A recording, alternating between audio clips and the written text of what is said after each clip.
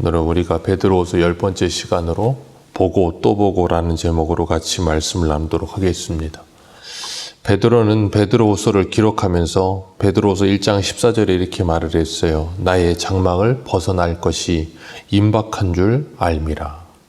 자신의 인생의 마지막이 다가오고 있음을 감지하고 있는 베드로는 초대교회를 향하여서 그리고 성도들을 향하여서 거짓 교사들의 잘못된 교리와 그리고 도덕적인 부패함에서부터 그들을 지켜내고 그들이 거룩한 하나님의 백성답게 살아갈 것을 권면하며 베드로 전후서를 기록하고 있습니다. 죽음을 앞두고 있는 노사도가 주님의 나라에 가는 그날까지 성도들의 신앙을 걱정하고 하나님의 말씀을 전하면서 그들을 향해 1절에 보면 사랑하는 자들아 라고 표현하고 있어요. 사랑하는 자들아. 베드로가 교회와 성도를 대하는 마음이 어떠한지를 우리에게 잘 보여주는 한 단어, 한 문장입니다. 우리도 주님 안에서 서로 이렇게 사랑하며 서로를 대할 수 있는 관계가 되었으면 참 좋겠다라는 생각을 합니다. 예수님은 십자가에 죽으시고 부활하셨을 때 제자들에게 찾아오셨고 그 부활하신 예수님을 만나고도 제자들은 물고기 잡으러 갈릴리로 갔습니다. 그때 예수님은 그 갈릴리까지 찾아오셨어요. 그리고 베드로에게 3번이나 질문하시죠. 내가 나를 사랑하느냐? 내 양을 치라, 내 양을 먹이라 하시면서 내가 나를 사랑하느냐 하고 물으세요. 그 주님은 오늘도 저와 여러분들에게 이 하나의 질문만을 하십니다. 우리가 무엇을 했느냐 아니면 뭘 지켰느냐 그런 건 묻지 않으시고 네가 나를 사랑하느냐 그걸 물으세요. 정말 하나님의 그 물음 앞에 사랑으로 답하며 교회와 그리고 성도들과 그리고 가정을 주님의 사랑으로 사랑할 수 있는 복이 있으시기를 축복합니다. 베드로는 사랑하는 교회와 성도들을 위해 그들의 믿음이 굳게 서도록 둘째 편지를 쓰고 있다라고 이야기하면서 이렇게 표현하고 있어요. 둘째, 이 두 편지로 너희의 진실한 마음을 일깨워 생각나게 하여 2절 말미에는 기억하게 하려 하노라. 그렇게 말씀하고 있어요. 이 베드로는 오늘 이 베드로 후서에서 하나님과 예수 그리스도를 아는 것에 대해서 강조했고 그리고 또 하나가 뭐였냐면 하나님을 그리고 예수 그리스도를 기억하고 생각하라 그렇게 반복해서 말하고 있어요. 1장에서도 1장 12절 우리 한번 읽어볼까요? 1장 12절입니다. 같이 한번 12절과 13절 읽습니다. 시작. 그러므로 너희가 이것을 알고 이미 있는 진리에 서 있으나 내가 항상 너희에게 생각나게 하려 하노라. 너희가 이 장막에 있을 동안에 너희를 일깨워 생각나게 함이 옳은 줄 여기노라. 아멘. 16절에도 한번 읽습니다. 시작.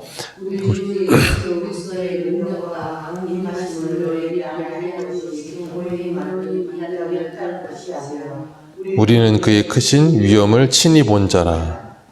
15절에도 보면 말미에 생각나게 하려 하노라. 그러면서 나는 이것을 친히 본 자라. 그렇게 이야기하고 있어요. 그러면서 다른 사람들 누가 하는 말이 아니라 친히 본 내가 너희들에게 이 말을 전하면 너희들이 그 말씀이 생각나기를 원한다라고 이야기하고 있어요. 하나님은 성경에서 우리들에게 하나님의 말씀을 기억하며 생각할 것을 계속 이야기합니다. 우리가 구약에도 보면 모세가 모압 평지에서 저 가나안 땅을 바라보면서 출애굽 2세대들에게 신명기를 기록하여 그들에게 설교했죠. 신명기는 출애굽기에 하나님께서 말씀하셨던 내용들을 다시 한번 그들에게 강조하고 있는 말씀이에요.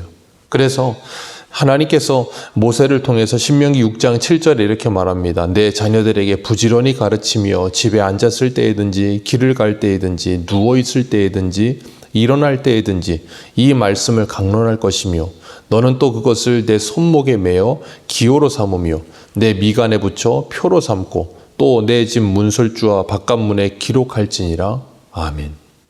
그리고 뭐하게 하시는 거예요? 그걸 계속해서 자녀들에게 눈에 보이는 것에 계속 보게 하시는 거예요. 그리고 시간만 나면 그것을 뭐하라는 거예요? 가르치라는 거예요.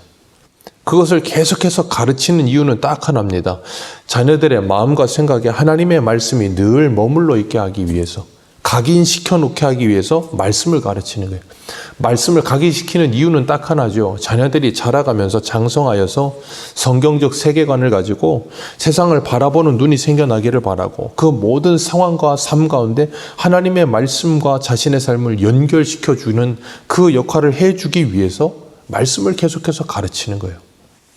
그래서 여호수아도 이스라엘 백성들이 가나안 땅에 들어갈 때 요단강을 건널 때 요단강이 마른 그 곳에서 돌을 가져다가 길가에 돈을 쌓죠. 그리고 그것을 가지고 기념비를 세워서 뭐예요? 그 후손들이 그걸 물으면 가나안 땅을 어떻게 들어왔는지를 자세하게 설명해 주라고. 그러니까 생각해 보세요. 길가에 오며 가며 늘 그 돌을 봅니다. 그리고 항상 묻는 거예요. 그럼 항상 그것을 답해 줄 수 있게 하라는 거예요. 사도 바울도 빌립보서 3장 1절에 이렇게 말해요. 끝으로 나의 형제들아 주 안에서 기뻐하라. 너희에게 같은 말을 쓰는 것이 내게 수고로움이 없고 너희에게는 안전하니라.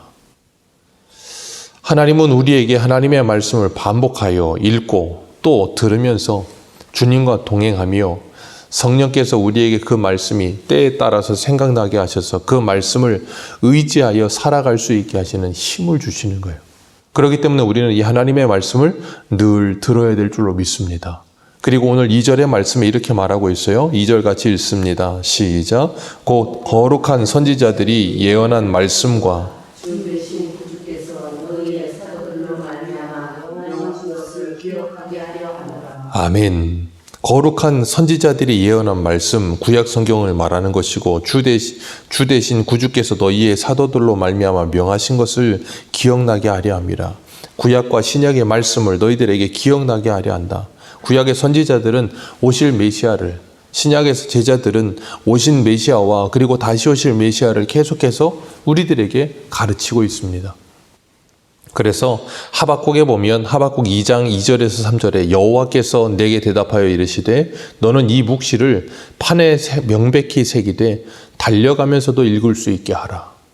달려가면서도 읽을 수 있게 하라. 이 묵시는 정한 때가 있나니 그 종말이 속히 이르겠고 결코 거짓되지 아니하리라. 비록 더딜지라도 기다리라. 지체되지 않고 반드시 응하리라. 아멘. 하나님께서는 이 말씀을 달려가면서도 읽을 수 있도록 기록해 놓아라. 그렇게 말씀하고 계세요. 그것보다 중요한 건 없다는 거예요. 하나님의 말씀을 붙드는 것보다 중요한 건 없다는 거예요. 오늘날 교회들이 걱정하는 것 중에 하나가 뭐냐면 주일학교에 대한 걱정, 다음 세대에 대한 걱정입니다. 이유는 무엇인가 하면 점점 숫자가 줄어든다는 거예요. 숫자가 줄어드는 것도 걱정이지만 그 다음 세대들이 하나님의 말씀을 이렇게 사모하고 간절히 그 말씀을 묵상하며 그 말씀에 정말 최선을 다해서 대하고 있는가, 그게 중요한 거예요. 숫자가 많은 것, 적은 것 그것도 중요할 수 있겠지만 그것보다 중요한 건 그 다음 세대들의 신앙의 상태와 그들이 하나님의 말씀을 어떻게 듣고 있고 어떻게 생각하고 있고 어떻게 대하고 있느냐가 중요해요. 그래서 반복해서 계속해서 말씀을 듣게 하는 일 너무나도 중요합니다. 너무나도 중요해요. 그것이 그 당시에 반복하는 당시에는 은혜가 되지 않을 수도 있고요. 그 자녀들에게 불필요하게 느껴질 수 있지만 계속 가르치는 거예요. 우리가 운동을 할 때도 보면 똑같은 동작 계속 반복합니다. 유도나 뭐 그런 운동들 보면 다 상대방을 넘기는 훈련도 많이 하지만 또 하나 훈련 많이 하는 게 뭐냐면 넘어지는 훈련을 계속 합니다. 그걸 낙법이라고 하죠. 계속 넘어지는 훈련을 해요. 여기 시퍼렇게 멍을 뜨도록 치고 막 계속 운동합니다. 이유는 하나예요. 알고 넘어질 때는 누구나 다 대비합니다. 그런데 모르고 갑자기 넘어질 때를 대비하기 위해서 낙법을 배우는 거예요. 그래서 잘 넘어져서 다치지 않고 넘어지는 법을 계속 반복해요. 그러다 보면 몸이 각인되죠. 그러면 넘어질 때 순간적으로 내 생각하지 않고 무의식적으로 몸이 반응해서 그 넘어짐을 대비합니다. 그런 것처럼 우리가 하나님의 말씀을 끊임없이 들어야 하고 그 말씀을 반복해서 읽어야 하는 이유, 그리고 자녀들이 그것을 계속해야 되는 이유는 딱 하나예요. 어느 순간 어느 상황에서든 그 자녀들이 그 말씀에 의하여 모든 상황과 환경을 대처할 수 있는 능력을 키워주는 거예요. 하나님께서 분명히 말씀하셨어요. 예수님께서 너희는 그 고관들이 잡아가면 무슨 말을 할까 걱정하지 마라. 성령께서 너희들에게 생각나게 하시리라. 그러려면 뭐 하겠습니까? 하나님의 말씀을 늘 함께 하고 있어야 되는 거예요. 우리 베드로 전서 1장을 한번 보겠습니다. 베드로 전서 1장 10절입니다. 베드로 후서가 아니라 전서 1장 10절. 1장 10절에서 12절입니다. 우리 같이 읽겠습니다. 시작. 이 구원에 대하여는 너희에게 임할 은혜를 예언하던 선지자들이 연구하고 부지런히 살펴서 자기 속에 계신 그리스도의 영이 그 받으실 고난과 후에 받으실 영광을 미리 증언하여 누구도 상고하니라. 이 섬긴 바가 자기를 위한 것이 아니요 너희를 위한 것임이 계시로 알게 되었으니 이것은 하늘로부터 보내신 성령을 힘입어 복음을 전하는 자들로 이제 너희에게 알린 것이요 천사들도 살펴보기를 원하는 것이니라. 아멘. 이 말씀이 오늘 베드로가 말하는 2절에 거룩한 선지자들의 예언의 말과 주 되신 구주께서 너희에게 사도들로 말미암아 명하신 것이라 그렇게 말하는 그 내용이에요. 예수 그리스도께서 고난당하시고 후에 받으실 영광을 미리 증언하여 말씀하신 그 말씀.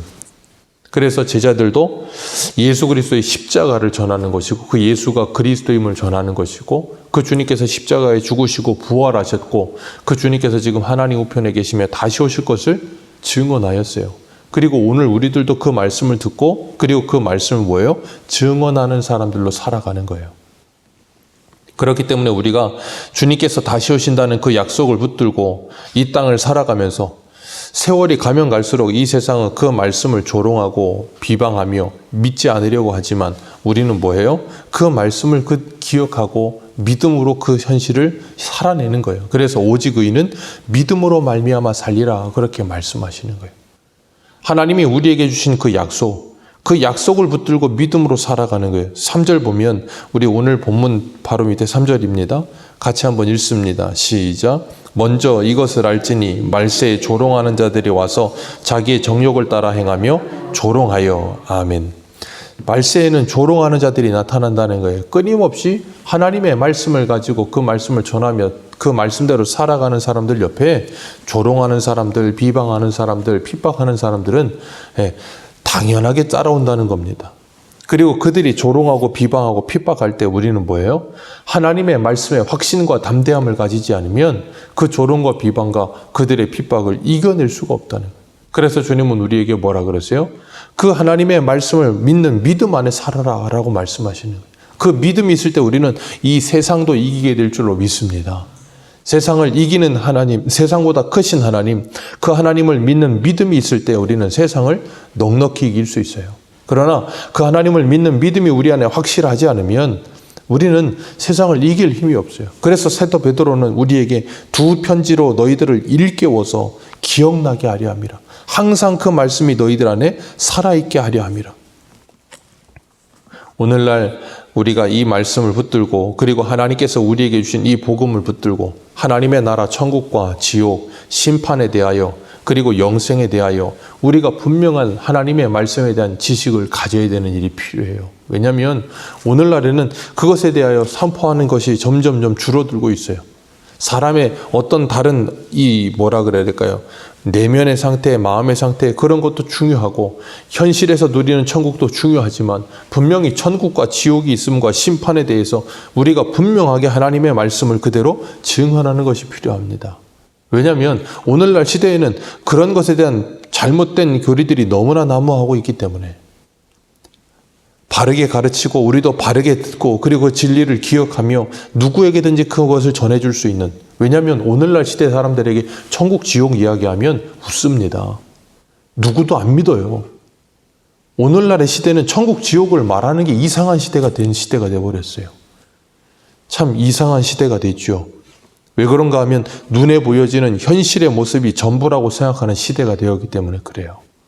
우리가 이런 시대 속에서 하나님의 말씀을 기억하고 그 말씀을 전하며 진실한 마음을 일깨워서 그 주님 오심을 기다리며 믿음으로 살아가는 저와 여러분들 되시기를 주님의 이름으로 축복합니다.